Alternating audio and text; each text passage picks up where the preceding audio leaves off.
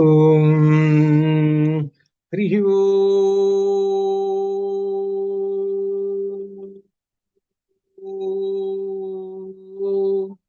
గురుబ్రహ్మ గురుర్విష్ణు గురుర్దేవో మహేశ్వర గురు సాక్షాత్ పరం బ్రహ్మ తస్మై శ్రీ గురవే నమః. జ్ఞానానందమయం దేవో నిర్మలస్ఫటికాకృతిం ఆధారం సర్వ విద్యానాం హయగ్రీవముపాస్మహే హయగ్రీవముపాస్మహే. అరుణాం కరుణాతరంగితాక్షీం పుష్పబాణచాపాం అణుమాదిభిరావృతాం మయూఖైః అహమిత్యేవ విభావయే భవానీ. సింధూరారుణ విగ్రహాం త్రినయనాం మాణిక్యమౌళిస్ఫురత్ తారానాయకశేఖరాం స్మితముఖీమాపీనవక్షోరుహాం పాణిభ్యామళిపూర్ణరత్నచషకం రక్తోత్పలం బిభ్రతీం సౌమ్యాం రత్నఘటస్థరక్తచరణాం ధ్యాయేత్ పరాం అంబికాం. ధ్యాయేత్ పద్మాసనస్థాం వికసితవదనాం పద్మపత్రాయతాక్షీం హేమాభాం పీతవస్త్రాం కరకలితలసత్ హేమపద్మాం వరాంగీం సర్వాలంకారయుక్తాం సతతమభయదాం భక్తనమ్రాం భవానీం శ్రీవిద్యాం శాంతమూర్తిం సకలసురనుతాం సర్వసంపత్ప్రదాత్రీ సకుంకుమ విలేపనాం అళికచుంబికస్తూరికాం సమందహసితేక్షణాం సశరచాపపాశాంకుశాం అశేషజనమోహినీం అరుణమాల్య భూషోజ్వలాం జపాకుసుమభాసురాం జపవిధౌ స్మరేతంబికాం. విమలపటి కమలపుటి పుస్తకరుద్రాక్షసస్తహస్తపుటి కామాక్షి పష్మలాక్షి కలిత విపంచి విభాసి వైరించి. ఓం ఐం హ్రీం శ్రీం శ్రీమాత్రే నమః. ఓం ఐం హ్రీం శ్రీం శ్రీమాత్రే నమః. శ్రీ లలితారహస్యనామంలో అధ్యయనం చేస్తున్నాం. ఇందులో నిర్గుణ నామములు 157. రాగమధని రాగమధని అనేటువంటి దానిలో ఇంద్రియముల మీద ఈ శబ్దాది రాగ విషయములు ఎక్కువ అధికారం మక్కువ చూపిస్తూ ఉంటుంటాయి. అందువలన ఆ ఇంద్రియముల వెంట వెళ్ళిపోతుంటుంటాడు. అప్పుడు ధర్మ మార్గం అనేటువంటిది కనపడదు. ఎప్పుడైతే ఇంద్రియముల వెంట ఆ విషయ సుఖాలంట పోతుంటే ఈ ధర్మ మార్గం అనే దాన్ని అనుసరించడు వీడు. అంటే ఏంటి, మరి ఎప్పుడు చూసినా అవి సుఖాలు కోరుతుంటాయి ఇంద్రియాలు. ఆ సుఖాలలో పడిపోతే ధర్మ మార్గం వైపు ఉండడు. అదనమాట దీనిలో విశేషమైనది. ఆ ఇంద్రియములే ఏం చేస్తుంటాయి, ఈ మానవుణ్ణి గొప్పవాణ్ణిగా చేసేవి ఇంద్రియాలేను, ఆ పడగొట్టేవి కూడా ఇంద్రియాలే. ఈ రెండు ఇది అంటే వాటిని ఉపయోగించుకునే విధం. అందుకని ఇంద్రియములను గుర్రములతోటి పోల్చి మనకు చెప్పారు మనకు కఠోపనిషత్తులో. ఇంద్రియాణి హయాన్యాహు అన్నాడు. ఇంద్రియములు గుర్రములతో సమానం.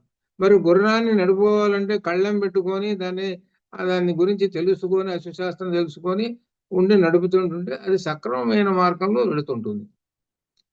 లేక దానికి కళ్ళెం లేదు ఏం లేదు దాని మీద అధిరోహించి కనుక కూర్చుంటే అదేమవుతుందంటే అది దాని ఇష్టం వచ్చిన దానంటూగా వెళ్ళిపోతుంటుంది. అది ఇష్టం వచ్చిన దాన్ని వెళ్ళిపోయి చివరికి ఎక్కడో తీసుకుపోయి వాడు దాని కోపం వచ్చి చివరికి నా మీద కూర్చున్నాడు వీడి సంగతి తేలుస్తాను అని చెప్పి ఎత్తి కింద పడేస్తుంది గోతిలో. అది అంటే అర్థం ఏమిటి, అధోగతి. అది అర్థం. అది చివరికి ఆ ఇంద్రియములకి అనే గుర్రాలకి కళ్ళెం లేకపోతే, కళ్ళెం అంటే మనస్సు అనే కళ్ళెం లేకపోతే చివరికి వీడికి అధోగతి. అది అర్థం. అంత విశేషం. అదే మనకు ముఖ్యమైనటువంటి విషయం. అందులో కఠోపనిషత్తులో చెప్పిన అతి ముఖ్యమైనటువంటి విషయం అది. కాబట్టి ఇంద్రియములను ఎల్లప్పుడూ కూడా నిగ్రహించుకొని ఉండాలి, ధర్మ మార్గం వైపు ఉంచుకోవాలి. అందువలన దీనికి వ్యతిరేకంగా రాగ అనేటువంటిది వస్తుంటుంది. ఈ రాగ అనేటువంటిది ఏంటంటే రజోగుణ సముద్భవమైనటువంటిది. ఇది అనేకమైనటువంటి కోరికలను చేస్తుంటుంది, ఆశలను కల్పిస్తుంటుంది, ఇంకా విశేషంగా పాపాలను కూడా చేయిస్తుంటుంది. ఇది అంటే వెనక ముందు ఆలోచించకుండా పాపాలను కూడా చేయిస్తుంది. ఇలా చేయించి చివరికి పతనం చేస్తుంటుంది. ఇది రజోగుణ సముద్భవమైనటువంటి కామము. ఇదే రామాయణంలో రావణాసురుడుకున్న లక్షణం అది. వాడికి ఎన్ని ఉన్నా కానీ ఈ దుర్గుణం అనేది పోలేదు అని. అంటే ఎందుకు చెబుతున్నారంటే ఆ రావణాసురుని పక్కన పెడదాం. ఈ లోకంలో ఏంటంటే ఎవరైనా కనుక ఇలా కనుక ఉంటే, నీకు అన్ని ఉన్నాయి, ఆ చదువు ఉంది, బాగుంది, డబ్బులు ఉన్నాయి ఏంటి, ఆ తర్వాత ఏంటంటే ఈ జ్ఞానం కూడా ఉంది, భగవద్గీతను గురించి చెబుతావు, సుందరకొండ గురించి చెబుతావు, బ్రహ్మాండమైనటువంటి ఉపన్యాసం చెబుతావు, కానీ నీలో ఒక్కటి ఉన్నది దుర్గుణం. అదేంటి? రజోగుణ సముద్భవమైన కామము ఉంది. అదేం చేస్తుంది? నిన్ను పడగొట్టేస్తుంటుంది, నీకు అపకీర్తులు తెచ్చి పెడుతుంటుంది. అది సమాజం చూస్తూనే ఉంటుంటుంది, అటు మంచి చెడు రెండు చూస్తూనే ఉంటుంటుంది సమాజం. అట్లా అనమాట. అందువలన మనం ఏదో అనుకుంటాం, పెద్ద ఇదా ఏదో బలాల వాళ్ళు అయ్యింది, ఆయన అంటే అంత గొప్పండి, ఇంత గొప్ప, సరే బాగానే ఉందండి, మచ్చలు ఉంటాయి. ఈ రజోగుణ సముద్భవమైనటువంటి కామం వలన కొన్ని మచ్చలు ఉంటాయి. ఆ మచ్చలు ఏంటంటే కనపడకుండా దాచిపెట్టుకొని ఉంటుంటారు, కప్పుకుంటారు. పైన శాలువా వేసుకుంటేది ఎందుకురా అన్నట్టు కప్పుకోవడానికి ఏంటంటే చిల్లులు కనపడకుండా ఉండటానికి. అంటే సహజంగా ఏంటంటే చొక్కా కొన్ని చిల్లలు అని పైకి అర్థం, లోపల ఏంటంటే తన చిల్లులు వాడ కనపడకుండా ఉండటం. ఎందుకు శాలువా వేసుకుంటే మహాపండితుడండి. అది ఇదనమాట ఇది.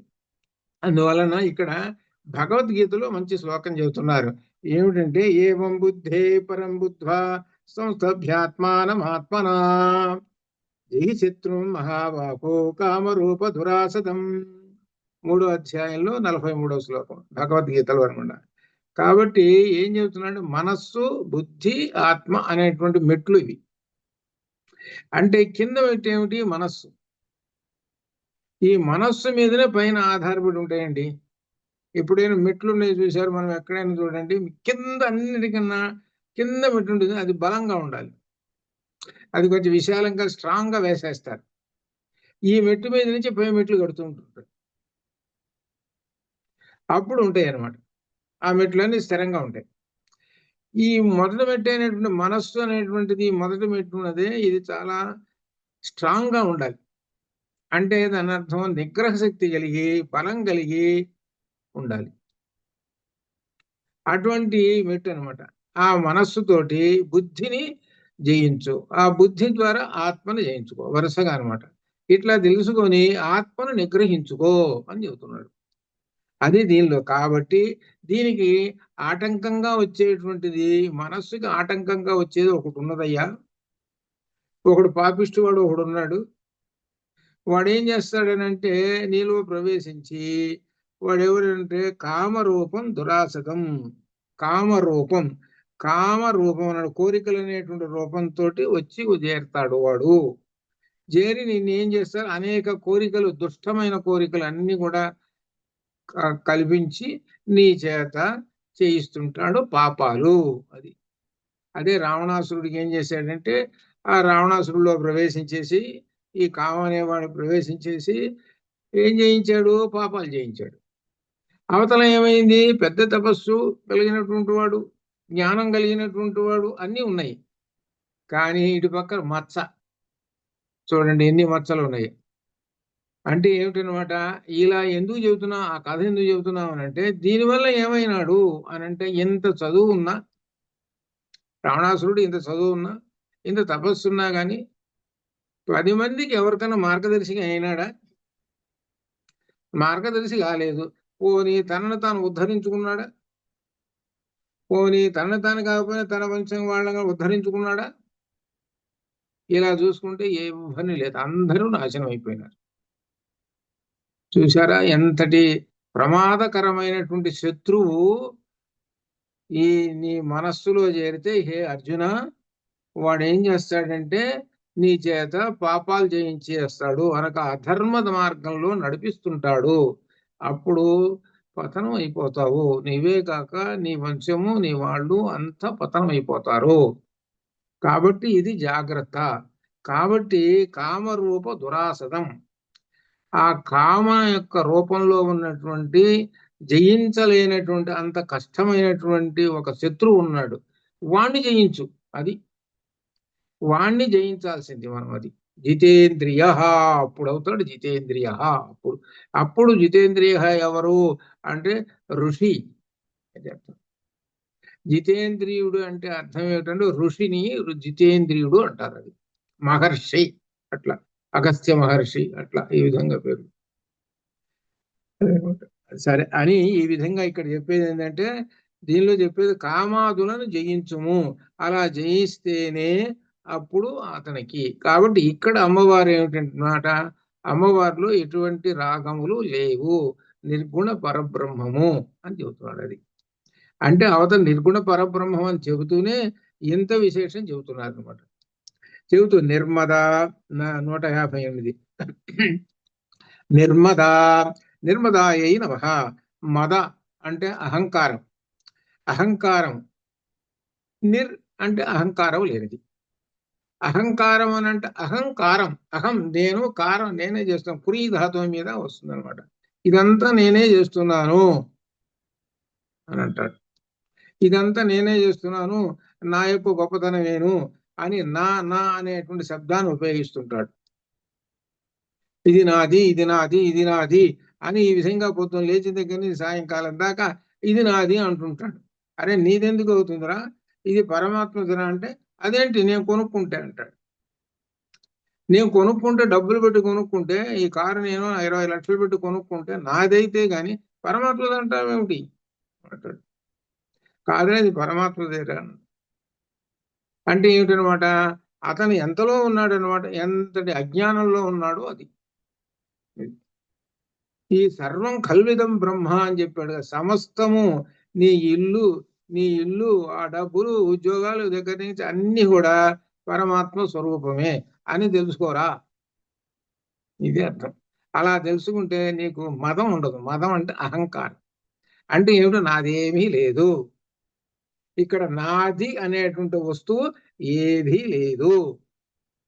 నువ్వు పుట్టేటప్పుడు నాది అనే వస్తువు తీసుకొని వచ్చావా?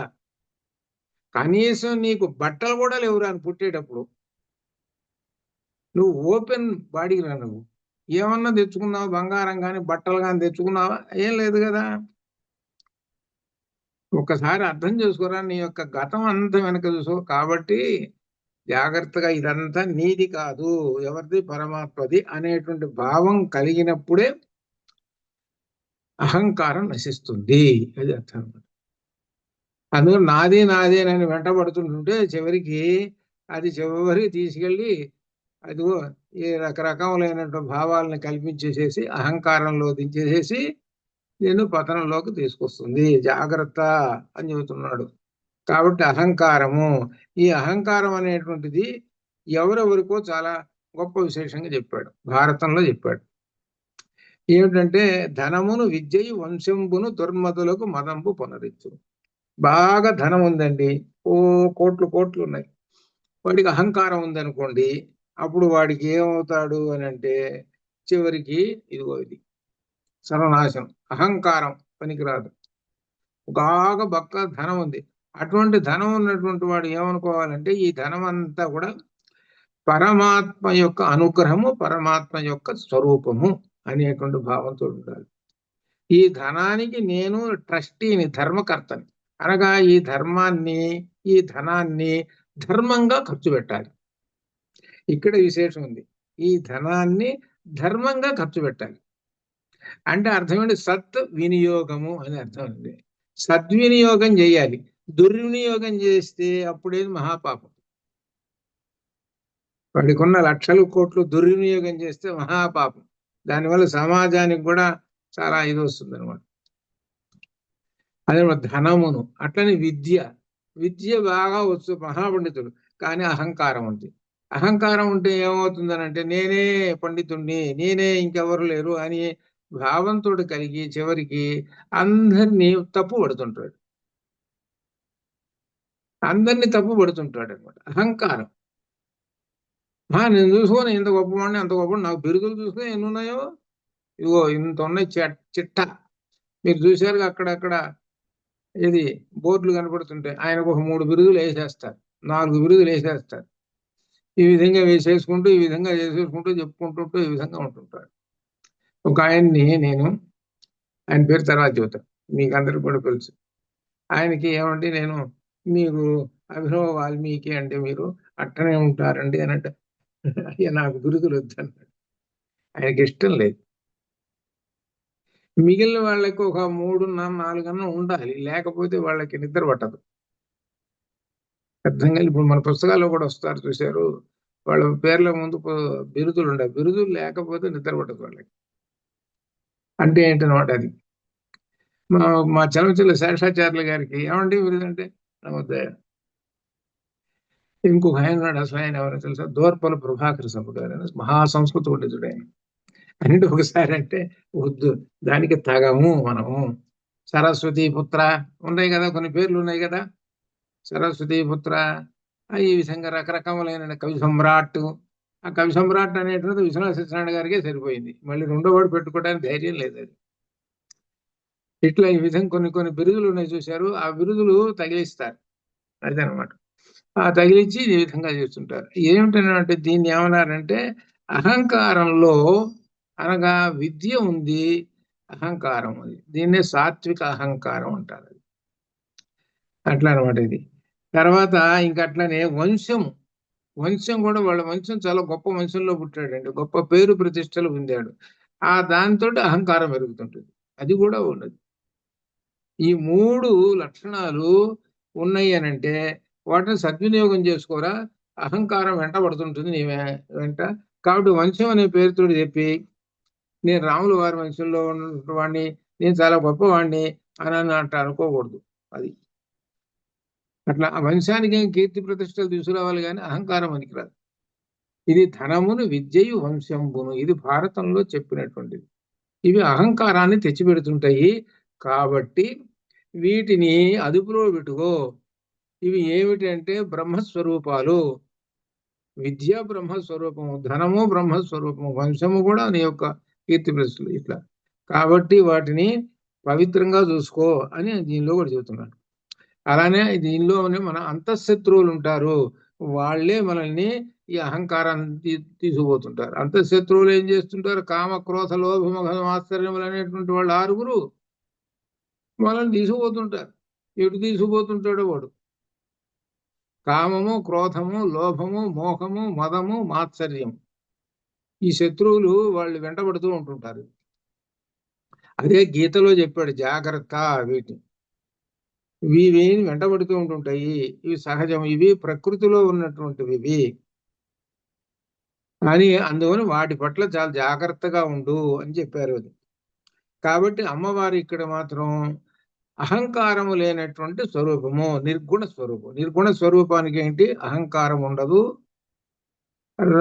రాగము ఉండదు, ఇట్లా అనమాట అని చెప్పి 159లో మదనాశిని. మదనాశిని, మదం అహంకారం. ఇక్కడ కూడా అక్కడ మద, అక్కడ మద ఏమిటంటే లేనిది అని అర్థం.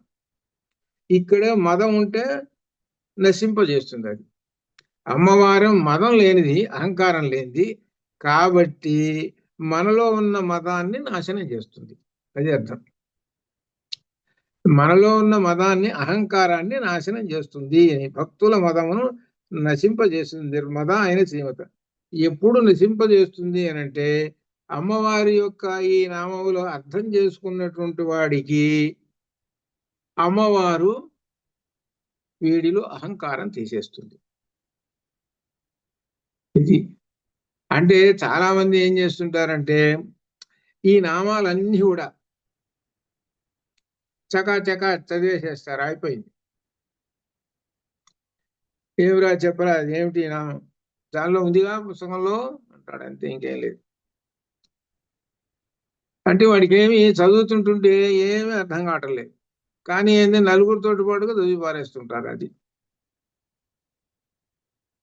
అయితే చదవటం అనేటువంటిది అలవాటు పెట్టుకో, బాగానే ఉంది అంతవరకు. పిల్లలంటే వాళ్ళకి అర్థం కాదు కాబట్టి సరిపోతుంది, దానికి ఒక అర్థం ఉంది. నీకు మనస్సు బుద్ధులు కూడా పెరిగినాయి, నీకు వాటి యందు దృష్టి లేదు తెలుసుకుందామని. నీకు దృష్టి అంతా ఎక్కడ ఉన్నది అని అంటే టీవీలో వచ్చే సీరియల్స్, వీకెండ్ వచ్చే శని ఆదివారాలు ఎప్పుడో అప్పుడు. ఆదివారం వచ్చింది అనుకోండి, సుఖమే సుఖం, పరమ సుఖం. ఏంటి, కామ సుఖం. అది ఆదివారం ఎప్పుడు వస్తుందా అని ఎదురు చూస్తుంటారు. ఎవరు పెద్దవాళ్ళు. చిన్నవాళ్ళ సంగతి చెప్పే పనే లేదు కదా. అటువంటప్పుడు నీలో ఉన్నటువంటి అహంకారం కానీ అజ్ఞానం ఎందుకు నశిస్తుంది? నశించదు. ఆదివారం అనేటువంటిది వీకెండ్ అనేది ఎందుకు ఇచ్చారంటే, ఈ 5 రోజులు కష్టపడి పనిచేసేవరా, ఇప్పుడు ఈ 2 రోజులు పరమాత్మని ఒక 10 నిమిషాలైనా ధ్యానం చేయరా అని చెప్పారు. అది 10 నిమిషాలు కూడా ఖర్చు పెట్టడానికి వాడికి ఇష్టం లేదు. అట్లా ఉన్నారు అది. కాబట్టి పరమాత్మ అర్థమైనాడు అని అంటే మదం అహంకారం నశిస్తూ ఉంటుంది. ఇది అనమాట. రావణుడు మదము చేత తన వంశాన్ని పోగొట్టుకున్నాడు. ఉదాహరణ కదా. అట్నే దుర్యోధనుడు కూడా. ఇట్లా రామాయణ భారతాలు చెప్తున్నటువంటి మనకు ఉపదేశం అదే. మదం అహంకారం పనికిరాదు. అహంకారంతో వాళ్ళు ఎలా నాశనమైనారో చూడు. మన పురాణాలన్నీ చెప్పేది అదే. అష్టాదశ పురాణాల్లో చెప్పేది ఏమిటి? ఒక వర్గం రాక్షసులు, ఒక వర్గం దేవతలు. ఇది అర్థం. అంటే ఒకవైపు అధర్మము, ఒకవైపు ధర్మం. ధర్మం వైపే ఇవన్నీ నిర్గుణ పరబ్రహ్మం ఉంటాడు. అధర్మం వైపు ఏమిటి? అంత పాపం, దీనికి వ్యతిరేకమైనవి ఉంటాయి. అంటే అహంకారము, మదము, రాగము, ఇటువంటివన్నీ కూడా అధర్మం వైపు ఉంటాయి. ఉండి వాడిని పతనం చేస్తాయి. ఇది 2 విశేషాలు అర్థం చేసుకోండి. దీనిలో ఉన్నటువంటి లక్ష్యం అది. మన మన గ్రంథాల్లో ఉన్న లక్ష్యం అది. పురాణాలు అన్నిట్లో కానీ వీటిల్లో ఉండేటువంటి చెప్పేది అది. అది తెలుసుకొని నీవు ఉత్తమమైనటువంటి మార్గంలో నడువుము అని చెప్పడం అది. కాబట్టి అమ్మవారు ఎలా ఉంటుంది అని అంటే ఇవన్నీ లేవు, నిర్మలమైనటువంటి ఒక స్ఫటికము అని తెలుసుకో అని చెబుతూ 160లో నిశ్చింత, చింతలు లేనటువంటిది. ఇది ఏమాత్రం చింతలు లేవు. చింత అంటే దుఃఖము అని అర్థం అనమాట, విచారము అని అర్థం.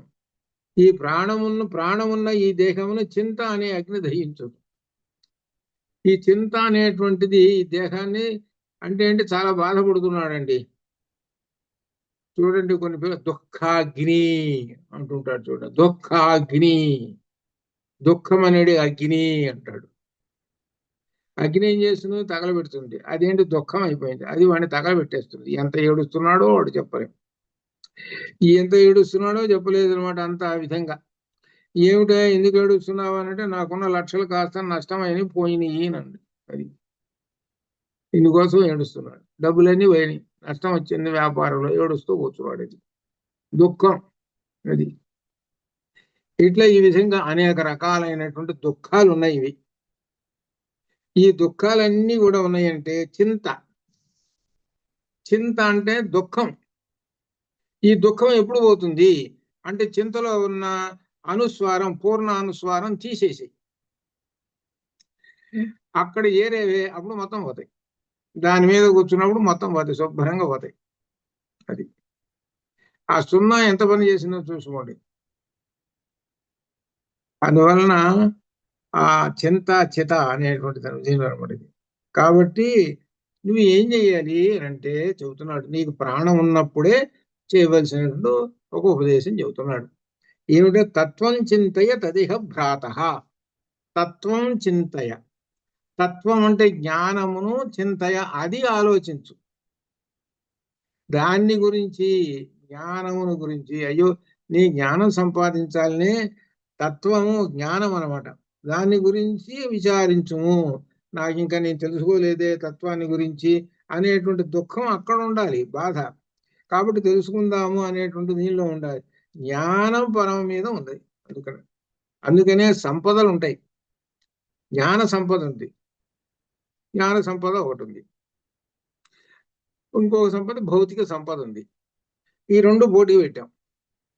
భౌతిక సంపదని, జ్ఞాన సంపదని రెండింటి పోటీ పెట్టాం. భౌతిక సంపద దాన్ని ఏంటి? అశాశ్వతం. అది అశాశ్వతమైనటువంటి భౌతిక సంపద.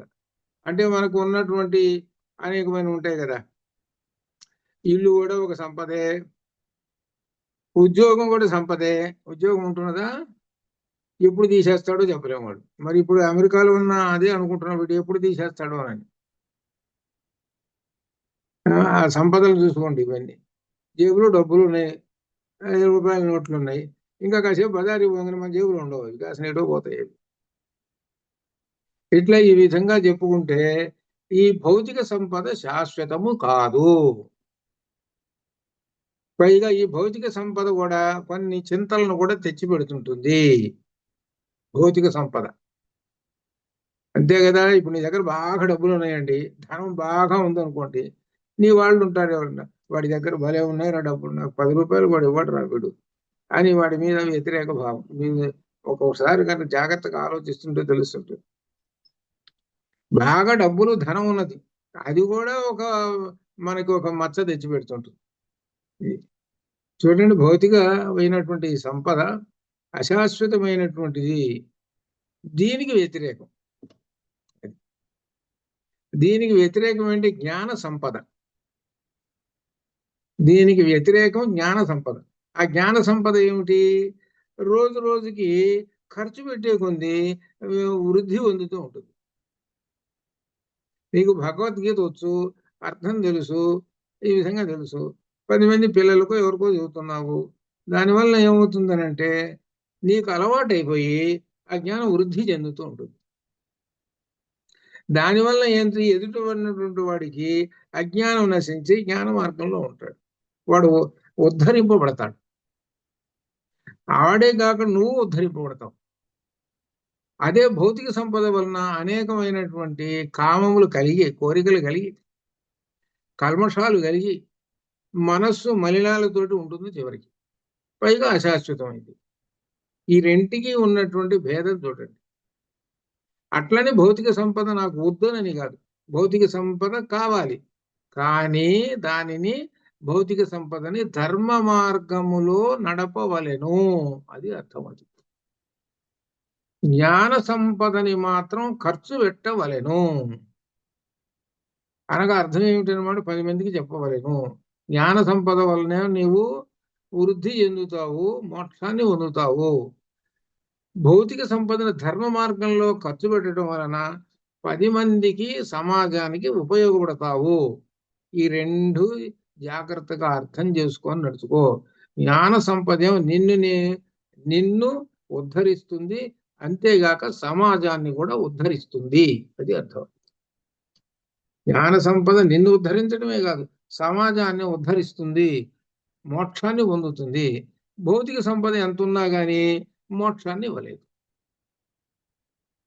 జ్ఞానాదేవతు కైవల్యం, అది అదే అనమాట. ఇది మీకు అప్పుడే చెప్పేశాను. దీనికి అప్పుడే అంటే 22వ తారీఖు షూటింగ్ ఉంది. ఇది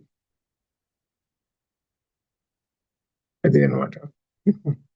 ఏం సందర్భం వచ్చింది కదా, దానిలో ఉన్నాయి విషయం చెప్పేశారు. 22వ తారీఖు అదే టీడీలో.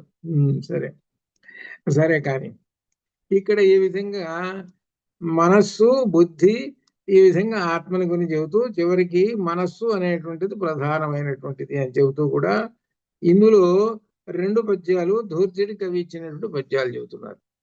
ఇదిగో అంతా మిథ్య తలంచి తూచనరుండట్టోటి రింకిన్ సదా కాంతల్ పుత్రుడు అర్థములు తరువు నిక్కంబంచు మోహార్ణవ భ్రాంతించెంది చరించుగా అని పరమార్థం పైన నియందు తా చింతాకంతయి చింత నిల్పడు కదా శ్రీకాళహస్తీశ్వర.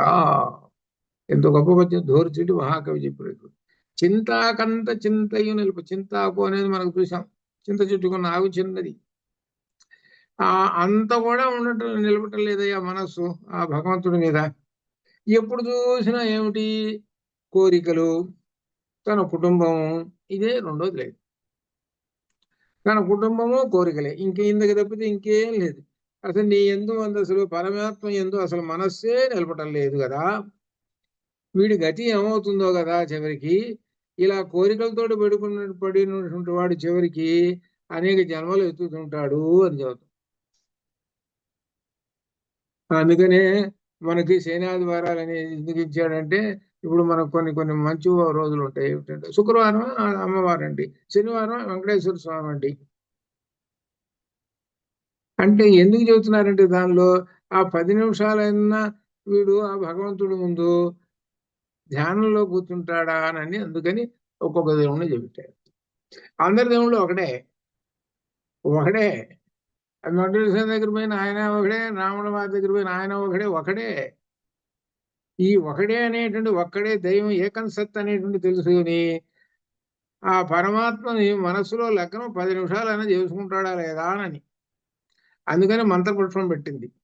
ఆ మంత్రపురుషం చెబుతూ ఉంటుంటే మనస్సు లగ్నం అయ్యి అట్లా అర్థం చేసుకొని నిలబడి ఉండి ఆ 10 నిమిషాలు కానీ చేస్తే అది చాలండి. జీవితం ధన్యం కావటానికి అది ఒకటి చాలు. ఎడుగుడు నీకు ఆలయానికి వెళుతున్నావు కదా, ఆలయానికి వెళ్ళి ఫిజికల్ గా అంటే ఏమిటి, దేహాన్ని గిరగిరా తిప్పి గుడి చుట్టూ అంతే కదా. మరి అక్కడ కూర్చొని కాసేపు అటు ఇటు 4 ముచ్చట్లు చెప్పుకొని వస్తున్నాం అంటే ఫిజికల్ గా ఒక చోటకు వెళ్ళి ఒక పిక్నిక్ వెళ్ళొచ్చినట్టుగా భావిస్తున్నాం. ఆ దేవుడు చూసాము నమస్కారం. ఏమిట్రా ఇది అంటే చూసాము నమస్కారం. ఇదే అనేది ఏంటంటే తెలుసుకోనని చెప్పాడు. అదే మనకు చెప్పినటువంటి సత్యకామ జాబాల అనేటువంటి ఛాందోగ్యోపనిషత్తులో చెప్పిన మహర్షి నీవు చేస్తున్నది మనిషి తెలుసుకోరా అని అంటున్నాడు. తెలుసుకోకుండా ఊరిక కళ్ళు మూసుకొని నడవకురా అని, తెలుసుకుంటూ ఉండు అని అర్థం. అది ఎక్కువగా అందువల్ల ఏమవుతుంది అని అంటే నీ మనస్సు లగ్నం అవుతుంది, పరమాత్మ యందు లగ్నం అవుతుంది. అది అర్థం. నీకు తెలిస్తేనే కదా పరమాత్మ యందు మనస్సు లగ్నం అయ్యేది. ఏమీ తెలియదు, ఊరిక ఫిజికల్ గా నిలబడ్డాం అంతే, అయిపోయింది. సరే అయిపోయింది, టైం అయిపోయింది అని వెళ్ళిపోతున్నాం ఇంకంతే. దానివల్ల ఇంకొక చోటకి పోయి పిక్నిక్ పోయి ఎట్లా ఉందో ఇక్కడ కూడా అట్లే ఉన్నది, ఏమే తేడా ఏం లేదు. అదేనమాట. అందువలన తెలుసుకోమని చెప్తున్నారు అనమాట. అది తెలుసుకోవాలంటే మనస్సు, అదేనమాట. అలా మనస్సు చింతలతో ఉంటే తెలుసుకోలేదు. మనస్సు చింతలు ఎప్పుడు చింతతోటి కనుక ఉంటే ఇక చింతకాయ పచ్చడి అయిపోతుంది. అందుకని ఎప్పుడు చింతలు లేకుండా ఉండాలి. అది మనస్సుని ఎప్పుడు కూడా నిర్మలంగా ఉంచుకోవాలి. అది అర్థం అనమాట. మనస్సును నిర్మలంగా ఉంచుకోవాలి. అలా నిర్మలంగా ఉంచుకుంటే అది శుద్ధ స్ఫటిక సంకాశం. అలా అమ్మవారు ఎటువంటి చింతలు లేవయ్యా అని చెప్తున్నారు. అంటే ఎందుకంటే ఇదంతా మన యొక్క శరీరంలో ఉన్నటువంటి పరబ్రహ్మమును గురించి చెబుతున్నాడు. అది అర్థం. ఆ పరబ్రహ్మము శుద్ధ స్ఫటికం ఉన్నది లోపల. ఆ లోపల శుద్ధ స్ఫటికానికి చుట్టూ ఇదిగో అహంకార మమకారాలు ఇవన్నీ చుట్టూ ఒక మందంగా పేరుకొని ఉన్నాయి. పేరుకోవటం వల్ల లోపల ఉన్నటువంటి ఆ శుద్ధ స్ఫటికము ఆ పరబ్రహ్మాన్ని నువ్వు దర్శించలేకపోతున్నావు. కాబట్టి ఆ దర్శించాలి అని అంటే ఇగో వీటిని ఈ ఉన్నాయే కామక్రోధ ఇటువంటి రాగములు ఇటువంటి వాటన్నిటిని జయించు. జయిస్తే అప్పుడు ఏం కనబడుతుంది అని అంటే అప్పుడు అనుకుంటావు తత్వమసి, అరే నేనేనే తత్వమసి, పరబ్రహ్మం ఎక్కడో ఉన్నాడనే కాదు, నాలోనే ఉన్నాడు. అందుకనే గురువు గారు ఏమన్నాడు, తత్వం అసి అన్నాడు. తత్వం ఆ పరబ్రహ్మమే, త్వం నీవు అయి అసి ఉన్నావు అన్నాడు. అప్పుడు తెలుసుకున్నావు. ఇగో ఇవన్నీ కూడా ఛేదించబడ్డాయి, అన్ని మంది ఛేదించబడ్డాయి. ఛేదించబడేటప్పటికి లోపల శుద్ధ స్ఫటికం మాత్రం కనబడుతూ ఉన్నది. అప్పుడు స్వస్వరూపం తెలుసుకున్నాడు జీవుడు. తన స్వస్వరూపం తెలుసుకొని ఆహా నేనే పరమాత్మను అని తెలుసుకున్నాడు. అదే పరబ్రహ్మ సాక్షాత్కారం. వీటన్నిటిని జయించాలి. అయితే జయించడానికి ఏంటి, ఇవి వెంటబడుతూ ఉంటుంటాయి. ఆ వెంటబడుతూ ఉంటుంటే ఏంటంటే వాటిని ఎదిరించుకోవాలి, వాటిని ఎదుర్కోవాలి, వాటిని బాణాలు సంధించాలంటే అర్థం ఏమిటి, నీ దగ్గర నిగ్రహ శక్తి అనేటువంటిది ఉండాలి. ఇంద్రియ నిశ్చయం ఏంటి, సంయమాగ్ని, అగ్ని ఉంటే కనుక నీ వెంట అగ్ని కనుక ఉంటే అగ్ని చూసి భయపడే పరిగెత్తాయి, వెనక్కి పోతాయి. అలా ఇదంగా చెబుతూ అహంకారం లేనటువంటిది అని, అహంకారం అనేది అసుర లక్షణము. ఇది ఈ అసుర లక్షణాలు లేనటువంటిది. అహంకారం ఉంటే అనేకమైన కర్మబంధాల్లోకి వస్తుంటారు. ఇవి దీని గురించి కూడా గీత చెబుతున్నది. అహంకారం బలం దర్పం కామం క్రోధంచ సంస్థితా మమ ఆత్మ పరదేహేషు ప్రద్విషంత అభిసూయక అని చెబుతున్నారు. 16వ అధ్యాయంలో 18వ శ్లోకం చెప్పాడు. అహంకార మమకారాదులు ఏమిటనమాట? ఇవన్నీ తనలోనూ ఉన్నాయి, అందరిలోనూ ఉన్నాయి. అహంకార మమదాదులు సర్వాంతర్యామి అయిన నన్ను ద్వేషిస్తున్నాడు. అంటే అహంకార మమదాదులు కలిగినటువంటి వారు ఎవరైతే ఉన్నారో వాళ్ళ సంగతి చెబుతున్నాడు. అహంకారం మమకారములు ఉన్నాయి, తనలో ఉన్నాయి, ఎదుటి వాళ్ళలోనూ ఉన్నాయి. కానీ ఇక్కడ తెలుసుకోవాల్సింది ఏమిటంటే, నీలోనూ అంతర్యామి ఉన్నాడు పరమాత్మ, ఎదుటి వాడిలోనూ పరమాత్మ ఉన్నాడు. నువ్వు ద్వేషిస్తున్నావే, ఎవరినో ద్వేషిస్తున్నావే, వాడిలోనూ పరమాత్మ ఉన్నాడు, నీలోనూ పరమాత్మ ఉన్నాడు. ఇది చెబుతున్నాడు. ఈ విషయం తెలుసుకోకుండా వాడిని తిట్టడం మొదలుపెట్టావు. ఇప్పుడు సో ఏంటంటే, ఇక్కడ లోకంలో కనబడుతున్నది ఉందండి నిజంగా. అది వివరంగా కూడా, అంటే అనుభవపూర్వకంగా, అంటే మీకు అంతటి అనుభవపూర్వకంగా రాదు, కానీ మేము మా వయసు మీద దీంతో 10 మందితో తిరుగుతుంటాం కాబట్టి మాకు అనుభవపూర్వకంగా వస్తుంటుంది. ఏమిటంటే ఆయన మహాపండితుడే, ఈయన మహాపండితుడే, ఇద్దరు. కానీ మనసులో ఏమిటంటే ఆయన మీద ఈయనకి గుర్రు. ఆయనకు 4 డిగ్రీలు 4 బిరుదులు ఉన్నాయి, ఈయనకు ఒకటే ఉంది, లేదు 2 ఉన్నాయి. అర్థమైందా? ఆయనకు పద్మశ్రీలు ఉన్నాయి, ఆయనకి ఎక్కువ మంది. అర్థం కాల? ఎక్కువ మంది శిష్యులు, గొప్ప గొప్పవాడు. ఈయనకి తక్కువ మంది ఉన్నారు. అర్థమైందా? సరే, అయితే ఇప్పుడు ఏమన్నా ఏ సందర్భంలో ఏమొస్తుంది అనమాట, ఏదో సందర్భం వస్తుంది. ఆయన ఏమన్నాడు, పెద్దవాడు బాగా ఉన్నట్టు, ఏమైనా అదంతా బాగలేదే అని అన్నాడు. అంటే అది ఎట్లా బాగలేదండి, సవరణ చేసుకుంటానండి, అది చేద్దాం అనేటువంటి భావన ఉండదు. ఉండకుండా మనసులో పోరుపోతట్టుకుంది, మనసులో పొగరురా, మహా పొగర్రా, 4 డిగ్రీలును 4 బిరుదులు ఉన్నాయని మహా పొగర్రా వీడికి అని లోపల గుంజుకుంటుంటాడు. ఈ గుంజుకొని ఎప్పుడో మనలాంటి వాళ్ళ ముందు అప్పుడు బయట పెడుతుంటాడు. ఎందుకంటే నా అనుభవం కాబట్టి చెబుతున్నా. మేము శుభ్రంగా వింటూ ఉంటాం, వింటూ మాకు అర్థం చేస్తుంది, ఓహో నువ్వెట్లా సంగతి అని. అదేనమాట. ఇటువంటి వాళ్ళు ప్రస్తుత కాలంలో మొత్తం టీవీలో నిండిపోయి ఉన్నారు. మొత్తం అదే బ్యాచ్, టీవీ బ్యాచ్ మొత్తం. అంటే నేను ఎందుకంటే ఉన్న నిజం చెప్పుకోవటం అది.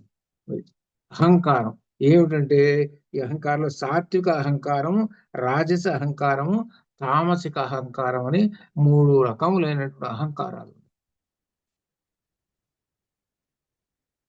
నేను ఇంత పుస్తకం రాసి, ఇది 16 సర్కల్ పుస్తకం రాసి, అయ్యా ఇదిగోండి నా చేతనే రాశానండి. ఈ అహంకారం లేనటువంటి వాళ్ళు కొంతమంది, అయ్యా ఇంత వర్క్ చేశారు, ఎట్లా చేశారండి అని, ఎంత గొప్ప ఇదండి విశేషమైనటువంటిది అని ఆ ప్రశంస అనమాట. దాన్ని మెచ్చుకోవడం అంటే మన యొక్క క్రియని తెలుసుకొని మాట్లాడటం అనమాట. అంటే వాళ్ళు గుర్తించడం. ఏదో అహంకారం లేనివాడు, అహంకారం ఉన్నవాడు దీనిలో ఎక్కడ తప్పు ఉంది, అర్థమైందా? ఇక్కడ ఇక్కడ ఇక్కడ తప్పు ఉందే, ఇక్కడ కూడా తప్పు ఉందే, అర్థమైందా? నా అనుభవాలు చెబుతున్నా ఇది. అంటే మీకు ఎందుకంటే చెబుతున్నది, ఈ లోకం అనేటువంటిది ఇట్లా ఉన్నది, ఇది అట్లా అనమాట. అలా ఉంటుంది. ఇది మనలాంటి వాళ్ళు ఇటు. అదే మనమే కనుక మంత్రి గారు అయినాం అనుకోండి, ఒక మంత్రి గారు పుస్తకం తీసుకుని ఇచ్చాడు, ఏమండి అబ్బా మీరు కాబట్టి రాశారండి, ఇంకెవరన్నా రాస్తారండి, అసలు ఈ మహాపండితులు అంటే మీరేనండి, ఇంకో రెండో వాళ్ళు లేరండి అసలు. ఏమి ఎత్తుతారో తెలుసు చంద్రమండలానికి, అట్లా అనమాట. ఉన్నారు మొదటి, అది చెబుతున్నా, ఇంక పేర్లు చెప్పట్లేదు, కానీ టీవీ నిండా నిండిపోయినటువంటి వాళ్ళు వాళ్ళే. దాంతో ఆయన ఏం చేస్తాడు, ఆ మంత్రి గారు, అయితే ఈయనకు ఒక 4 లక్షలు అయిపోయింది, అమ్మాయి ఆయన సంపాదించాను. అది చూసారా మరి, ఇది ఇట్లా ఉంది ఇప్పుడు పరిస్థితి, అది అనమాట. ఇది లోకంలో ఇట్లా. అందుకనే ఆ కాళిదాసు గారు ఎప్పుడో చెప్పాడు, ఇప్పుడు ఆయన 2వ శతాబ్దంలో ఉన్నాడు, 1800 సంవత్సరాల క్రితం అని. కాళిదాసు గారితో ఆయన యొక్క పుస్తకంలో చెప్పుకుంటూ వచ్చాడన్న, మూఢ పరప్రత్యయనయ బుద్ధి. మూఢుడు ఏం చెబుతుంటాడు అంటే, ఎవడు ఏది చెబుతుంటే అది నమ్ముతుంటాడు. వాడు సొంతంగా ఏమో ఆలోచించడు. వాడు ఏమరా ఆడి పుస్తకం బాగలేదురా, సరే అట్లేనండి. వీడి పుస్తకం బాగుందిరా, అట్లేనండి. ఇది ఒక గ్రూపు, అదో గ్రూపు, రకరకాల గ్రూపులు ఇట్లా అనమాట. ఎందుకంటే మూఢపర ప్రత్యయనేయ బుద్ధి.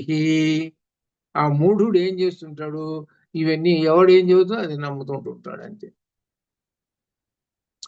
అందుకని అంతఃకరణ ప్రవృత్తయ అని తర్వాత చెప్పాడు. నీ అంతఃకరణమే నీకు సాక్ష్యము, వాణ్ణి లెక్క చేయవాకు అన్నాడు. అర్థం కాదా? నా శంకర విజయం అది. నేను అందుకనే దీన్ని ఈ లోకంలోకి బయటకు తీసుకొస్తున్నాను. ఇది ఏంటంటే కొంతమందికి అసూయను కలిగించింది. ఈ పుస్తకం ఎక్కడ మిగిలిన పుస్తకాలన్నిటికన్నా ఇది బయటకు వచ్చిన తర్వాత వస్తుంది. అదే అనమాట. అయితే అయింది. కానీ అనండి అంటే అనుకుంటున్నాను. కానీ ఇప్పుడు ఒకరిద్దరు బాగలేదని అనుకుంటే 10 మంది బాగుంది అని అంటున్నారు అనుకోండి, నేను ఎవరు లెక్క చేస్తారు నేను? అది ఎందుకంటే ఇది ఈ అహంకారం అనేటువంటి, నీకు ఇంతటి జ్ఞానం ఉన్నదే, అహంకారం అనేటువంటి నువ్వు తెచ్చిపెట్టుకున్నావే, దీనివల్ల నీకు ఏమిటి పెద్ద మచ్చ వస్తున్నది అనేటువంటిది జ్ఞానం శూన్యమైనటువంటిది. అటువంటి వాళ్ళు ఉన్నారు. ఎందుకంటే సాత్విక అహంకారము అన్నిట్లో మించింది తామసిక అహంకారం మహాభయంకరమైంది.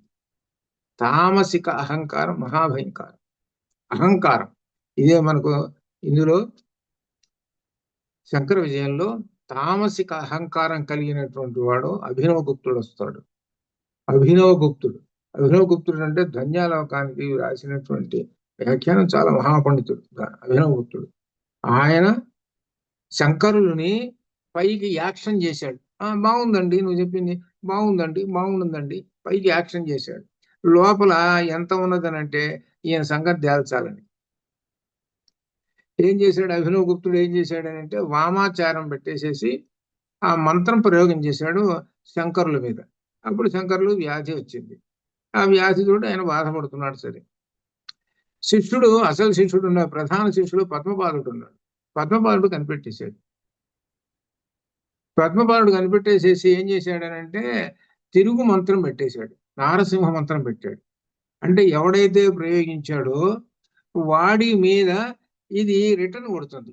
ఆ రిటర్న్ కొట్టి అది నారసింహ మంత్రం అయింది. నరసింహస్వామి రూపంలో వెళ్ళి వాడిని టచ్ చేసింది.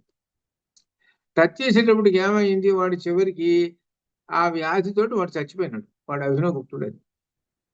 అది చివరికి ఏమైంది అంటే అహంకారం చూసుకోండి.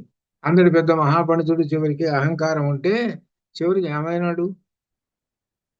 ఇటువంటి విశేషాలు మనకు దీనిలో శంకర విజయంలో వస్తాయి. అభినవగుప్తుడు అంటే మేము చదువుకున్నాం, మేము టెక్స్ట్ బుక్ దీనిలో సంధ్యాలోకం చదువుకున్నప్పుడు చదువుకున్నాం. అప్పుడు అనిపించింది, వీడి దింపది వీడి ఇటువంటి వాడా అని అనిపించింది. ఇప్పుడు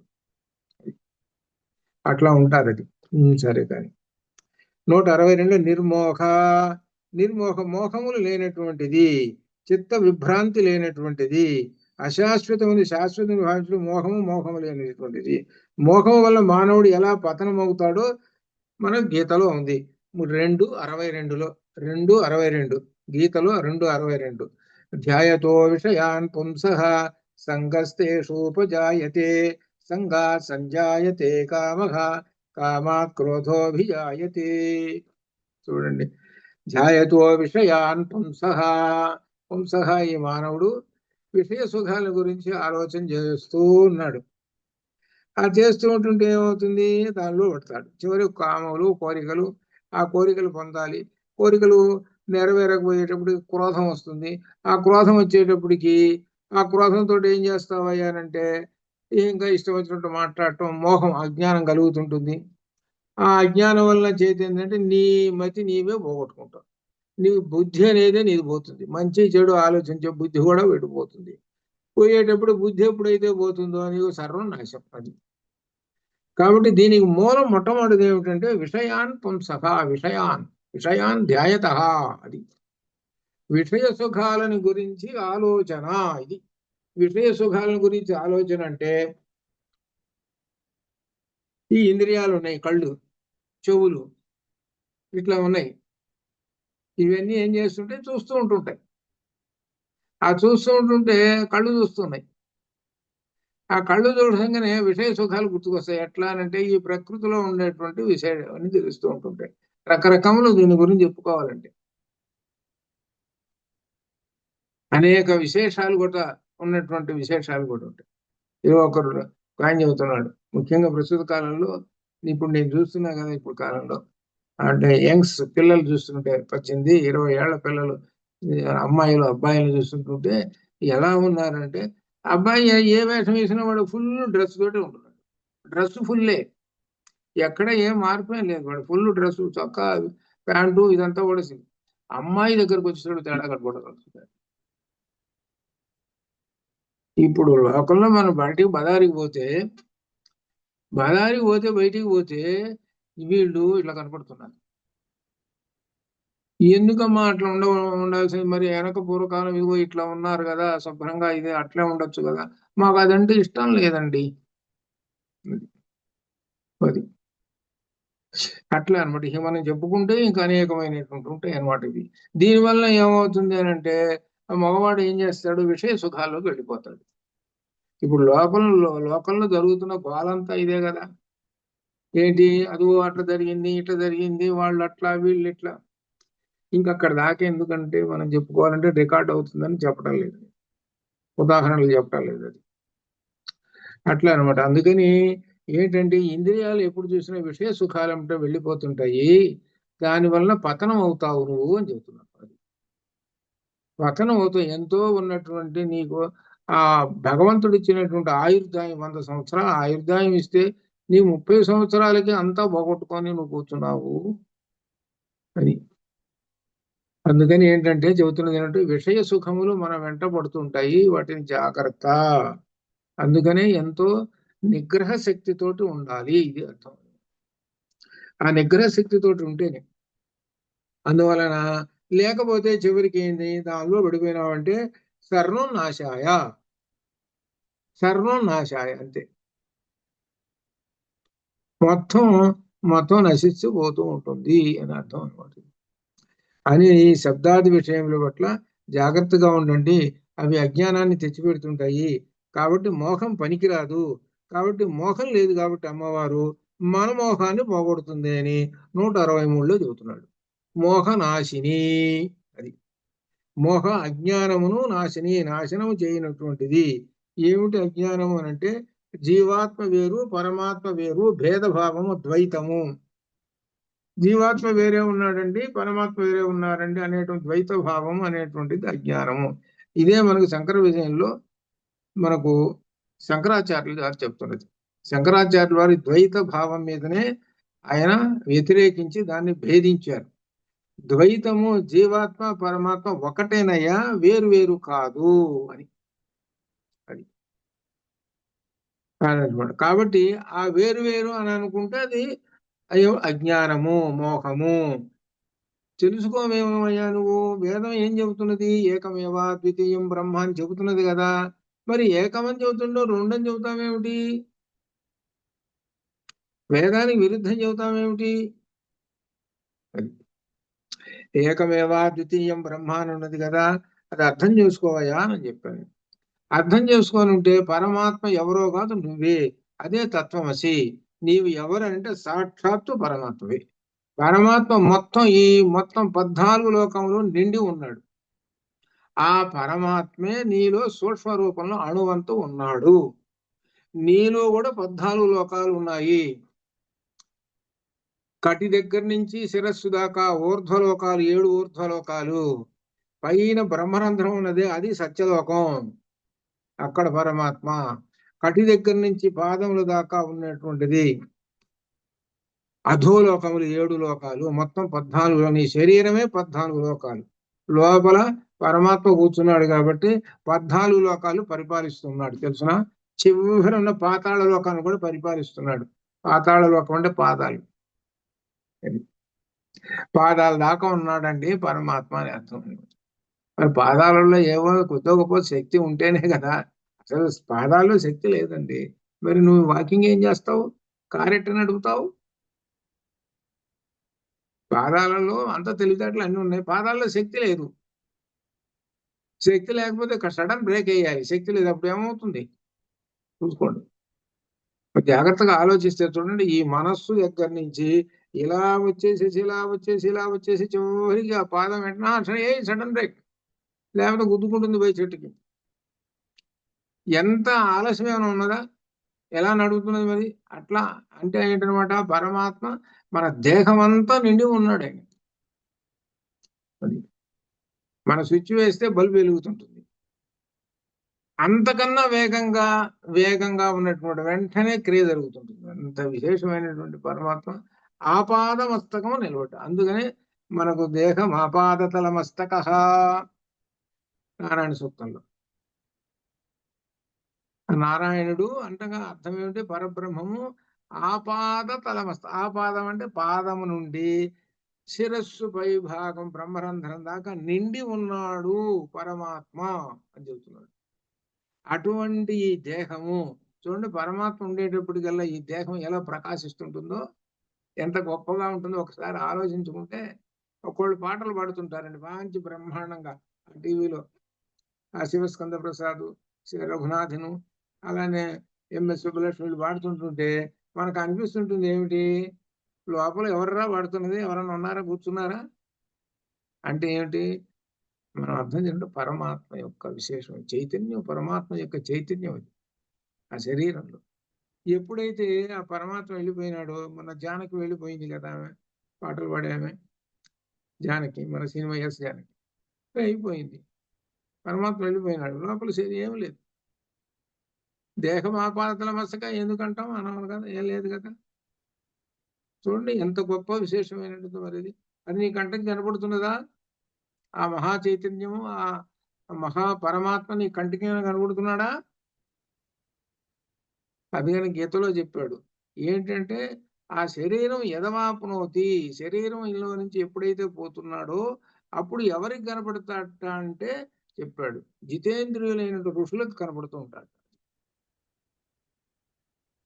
అదే విషయము భారతంలో భీష్ముడు వెళ్ళిపోతున్నప్పుడు ఎవరికి కనపడ్డాడు అని అంటే పాండవులకు కనపడ్డాడు. పాండవులకే దర్శనం, దివ్యమైనటువంటి వెలుగు ఆకాశంలోకి వెళ్ళిపోతూ ఉన్నదిట. భారతంలో చెప్తాడు అది. అది అక్కడ శ్రీకృష్ణ పరమాత్మ కూడా ఉన్నాడు అట్లా అనమాట. అదనమాట. అందుకని ఏంటంటే ఈ శరీరంలో ఉన్నటువంటి ఆ పరమాత్మను తెలుసుకోరా, తెలుసుకోవాలంటే మోహం నశించాలి. అమ్మవారిని పట్టుకో, మోహం నశిస్తుంది. అమ్మవారు అంటే అర్థం ఏంటి? సాక్షాత్తుగా జ్ఞాన స్వరూపిణి, జ్ఞానదాయిని. నీ జ్ఞానం కలిగిందే అని అంటే మోహం నశిస్తుంది, అది అర్థం. జ్ఞానం కలిగింది అని అంటే మోహం నశించింది అంటే అర్థం ఏంటనమాట. అజ్ఞానం అనేటువంటిది పోయింది, నీలో ద్వైత భావం అనేటువంటిది పోయింది. పరమాత్మ వేరు జీవాత్మ వేరు అంటలేదు, నేనే పరమాత్మని, అహం బ్రహ్మాస్మి మహావాక్యం. అయమాత్మ బ్రహ్మ, నేనే బ్రహ్మమును. ఇది ఈ విధంగా మహావాక్యాలు వస్తుంటాయి. ఆ మహావాక్యాలు వచ్చి అర్థం చేసుకుని తను మననం చేసుకుంటున్నాడే, వాడికి మోహం అనేది పోయింది అని అర్థం అనమాట. అదే మన గీతలో చెప్పేది ఏంటి, లక్ష్యం ఏమిటి, గీత యొక్క లక్ష్యం ఒక్క మాట చెప్పండి అన్నారనుకోండి, మోహము నశించుట అయిపోయింది. ఇంకొక మాట చెప్పండి, ఇంకొక మాట చెప్పండి, జాగ్రత్తగా ఇక్కడే మీరు చెప్పాల్సింది. ఇంకొక మాట చెప్పండి, ఒక వాక్యం చెబితే చాలంటే అంటే కర్తవ్యమును పాటించుట. అబ్బా బ్రహ్మాండంగా ఉందండి, అయిపోయింది, గీత అయిపోయింది, 18 సర్గలు అయిపోయింది. కర్తవ్యమును పాటించుట, మోహము నశించుట, ఇది ఇది గీత యొక్క పరమార్థం సారం. ఎందుకంటే ఒక్కసారి చెప్పండి అంటే ఎంతో గొప్ప. అందుకనే వెనకట ఈయన దగ్గర భోజ మహారాజు గారి దగ్గర మహాపండితులందరూ కూర్చొని ఈ 18 పురాణాలని ముందు పడేసుకున్నారు. పడేసుకొని వీటి యొక్క తాత్పర్యం ఏమిటో రాయండి అయ్యా భోజ మహారాజు గారు అన్నట్టు. రాజేండి ఏంటంటే ఆ మొదటి లైన్ రాశాడు, ఆ 18 పురాణాలు ఉన్నాయి వ్యాసుడు రాశాడు అని మొదటి లైన్ రాశాడట. ఇది రెండో లైన్ రాయడానికి కుదరటం. ఏం రాయాలి, ఆ పురాణంలో అది ఉంది, ఈ పురాణంలో ఉంది, ఇది ఉంది, అది ఉంది. ఇవి కాళిదాసు గారు వచ్చారు. ఏమిట్రా అందరు కూర్చున్నారు ఎందుకు పడేశారు? అయ్యా ఇదేంటి రాజుగారు, సరే నేను చెబుతున్నా రాసుకుంటారా. రెండో లైన్, పరోపకారాయ పుణ్యాయ పాపాయ పరపీడం రాసుకోండి. అయిపోయింది. వచ్చింది పరోపకార పుణ్యాయ. పరులకు ఉపకారం చేయటమే పుణ్యమురా, పాపం ఏంటంటే ఇతరులను పీడించడమే. ఇది చెప్పాడు. ఇదే దీనిలో రాక్షసులు చేసిన పని. ఇది రాక్షసులు ఏం చేసిన పీడించడమేగా, అది పాపాత్ములు వాళ్ళు. పరులకు ఉపకారం చేయటమేనా పుణ్యము అన్నాడు. దానిలో పరులకు ఉపకారం అంటే సమాజానికి ఉపకారం చేసేటువంటి వాళ్ళు ఉన్నారు చూసావు, అవన్నీ ఉన్నాయి కదా, అది తెలుసుకోండి. ఇదిరా అన్నట్టు. ఓ అమ్మో ఏమిటి చూశారు, 18 పురాణాల గురించి ఒక్కసారి చెప్పేసేసారు. ఎంత ఇది. అట్టనే భగవద్గీతను గురించి చెప్పండి. కర్తవ్యమును పాటించుట, లేకపోతే ఉపదేశించుట, మోహము నశించుట, ఈ రెండు గనక ఉంటే, మోహం నశించింది అనుకోండి కర్తవ్యాన్ని పాటిస్తాడు. అది అదే చివరన కృష్ణ పరమాత్మ ప్రశ్న ఇస్తాడు, మోహం నశించిందా అంటాడు. అది ఆయన అంటే దీనికి సమాధానం, నువ్వు చెప్పినట్టుగా నేను చేస్తా అంటే కర్తవ్యాన్ని పాటిస్తాను. చివర్లో చెప్పాడు, జస్ట్ చివర్లో చెప్పాడు, జస్ట్ చివర్లో చెప్పాడు. అది అనమాట. అది ఎంత గొప్ప విశేషం. అని ఈ విధంగా మోహనాశిని. ఇక్కడ మోహం అంటే ఈ మోహం నశించాలంటే అజ్ఞానం అనేది నశించాలి అని. అజ్ఞానం నశించాలి, కామక్రోధాలు ఇటువంటివి కూడా నశించాలని. కామం, క్రోధం, లోభం, మోహం త్యక్త్వా ఆత్మానం పశ్యతి స అహం సోహం. ఇవి నశిస్తేనే సోహం. సహ అహం. సహ అతడు ఎవరు? నేనే. అతడు ఎవరు? ఈ శరీరంలో ఉన్నటువంటి వాడు ఎవడు? నేనే. ఎప్పుడు తెలుసుకుంటున్నావయ్యా అనంటే ఈ ఆత్మ చేత తెలుసుకుంటున్నాను. తెలుసుకోవాలంటే ఏమిటి? నీకు ముందు ఉన్నటువంటి రాక్షసులు ఉన్నారు, వాళ్ళని జయించాలి. 6 రాక్షసులు, కామ క్రోధ లోభ మోహ మద మాత్సర్యములు అనే రాక్షసులు ఉన్నారే, వాళ్ళు మాత్రం మనల్ని వదిలిపెట్టరు. వాళ్ళు వెంటబడుతూ ఉంటుంటారు. వాళ్ళతోటి యుద్ధం చేయాలి. వాళ్ళతోటి యుద్ధం చేయాలంటే నీ దగ్గర ఒక ఖడ్గం ఉండాలి. ఒక ఖడ్గం ఏంటి? జ్ఞానాసి.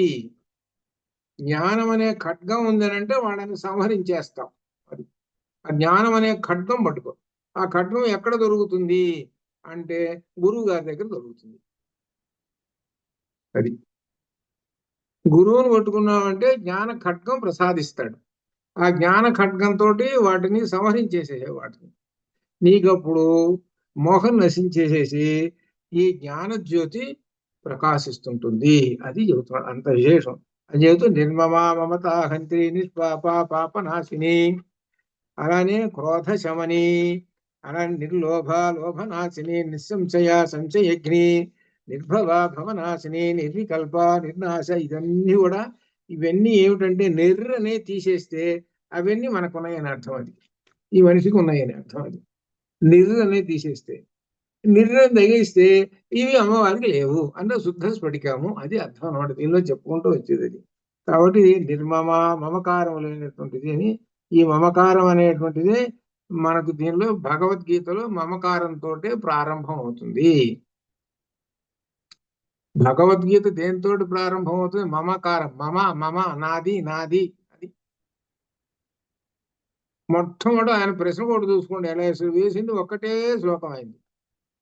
ధర్మక్షేత్రే కురుక్షేత్రే సమవేత యుత్సవ అన్నాడా? సరే అయిపోయింది. రెండో లైన్కి వచ్చాడు. మామకాహ ఇక్కడ వేశాడు.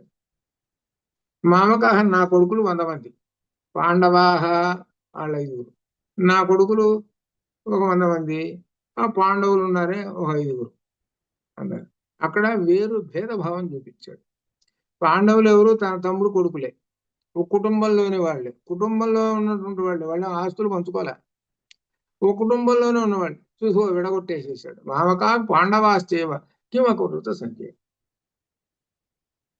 ఇంకోటి ఏం ప్రశ్న వేశాడు అట్టా ఏంటంటే మమకారము అనేటువంటిది. ఆ మమకారం ఎంతవరకు తీసుకొచ్చింది అని అంటే మొత్తం తన 100 మంది కొడుకులు కూడా పోయినారు. చివరికి తన గతి అధోగతి. చివరికి ఏమైనాడంటే చివరికి అడవులు పాలైనాడు, అడవుల్లో కూర్చున్నాడు.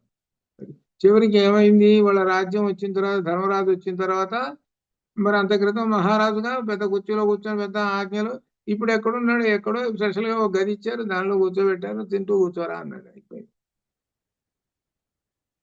దీని అంతటి కారణం ఏమిటి అని అంటే నువ్వు చేసినటువంటి ఈ మమకారాలు, అసూయలు, ఇవన్నీ కూడా.